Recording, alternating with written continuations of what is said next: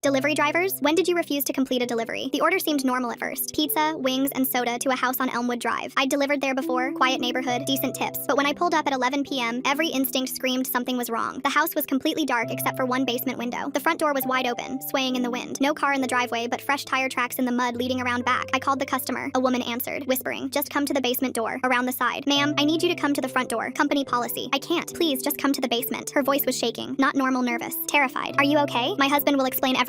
He's waiting for you." But she'd ordered under a woman's name, Sarah, and paid with a card in Sarah's name. "Ma'am, I need Sarah to sign for this. I'm Sarah. Just please come to the basement door, please." Something in how she said please made me freeze. It wasn't demanding. It was desperate. I put the car in reverse, backed up to the street, called my manager. "Hey, something's weird about this delivery. Just leave it at the door if they're being difficult." "No, I think someone might be in trouble." I explained everything. He told me to leave immediately and he'd call for a wellness check. As I was driving away, I saw movement in my rearview mirror. A man came running out from the side of the house, waving his arms, trying to flag me down. He was holding something. In the streetlight, it looked like rope. I didn't stop. 20 minutes later, my manager called back. "The police are there. You need to come back and give a statement." When I returned, there were 3 patrol cars. The officers told me what they'd found. The woman, Sarah, was the homeowner's ex-wife. She'd been tied up in the basement. Her ex-husband had broken in, held her at knife point, and forced her to order food. His plan was to attack whoever came to deliver it, steal their car, and flee. He'd already assaulted her. The rope I'd seen, he was going to use it on me. "Your instincts saved 2 lives tonight," the officer said. "Yours and hers." He was escalating. If he'd gotten away with a vehicle. Sarah was at the hospital, but she'd asked them to thank me. She'd tried to warn me the only way she could, by sounding scared and insisting I come to the basement, hoping I'd realize something was wrong. The ex-husband was arrested trying to break into another house 2 streets over. He had a knife, zip ties, and a written plan. My name and car description from previous deliveries were on it. He'd been watching, planning, studying my routine. My company gave me a week paid leave and offered counseling. They changed policies too. Now drivers can refuse any delivery that feels unsafe. No questions asked. No penalty for trusting your gut. But what haunts me is how normal it seemed at first. Just another Tuesday night delivery. I'd been to that house probably 5 times before. Never had an issue. The only difference was that open door and the darkness. Sometimes I think about what would have happened if I'd walked to that basement door. If I'd ignored my gut because I wanted a tip or didn't want to seem paranoid. If I'd convinced myself I was overreacting. Sarah sent me a letter months later. She'd moved, started over. She thanked me for listening to that voice in my head that said something wasn't right. She said her ex had been planning this for weeks, waiting for the right night, the right delivery driver. Someone young, alone, vulnerable. She told me something I'll never forget. "You saved yourself, but you also saved me." When you drove away, he panicked. He knew police were coming. He ran instead of hurting me worse. That was 3 years ago. I still deliver, but I trust my instincts completely now. Bad feeling? I leave. Something seems off? I'm gone. No tip is worth ignoring that voice that says danger. Other drivers think I'm paranoid, but they didn't see that rope. They didn't hear Sarah's voice shaking. They didn't find out later that they were on a list, that someone had been watching them, planning to hurt them. Sometimes refusing to complete a delivery isn't about being difficult or lazy. Sometimes it's about staying alive. And sometimes, without knowing it, it's about saving someone else too.